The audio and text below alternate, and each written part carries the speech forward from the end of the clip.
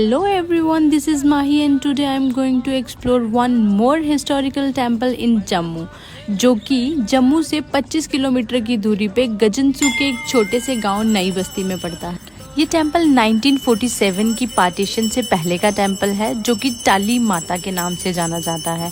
यहाँ की local language में टाली एक पेड़ को कहा जाता है कि माँ का वास इस पेड़ में है। वैसे तो यहाँ के बहुत सारे ऐसे किस्से हैं जिसमें माता ने अपने होने का परिचय दिया है, बट जो रिसेंट 2018 में हुआ वो किस्सा आज मैं आपको सुनाने वाली हूँ।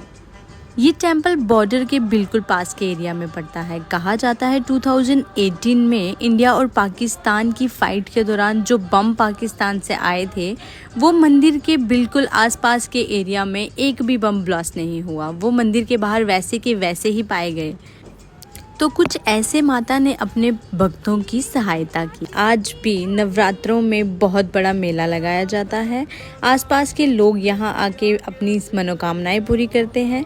बात करें मंदिर के निर्माण की, तो पार्टीशन से पहले एक बूढ़े बुजुर्ग जो कि रोज बावे माता आया करते थे, जब वो बुजुर्ग हो गए उसके बाद उन्होंने मूर्ति को बावे से टच करके यहाँ रखा और यहाँ माता का वास हो गया।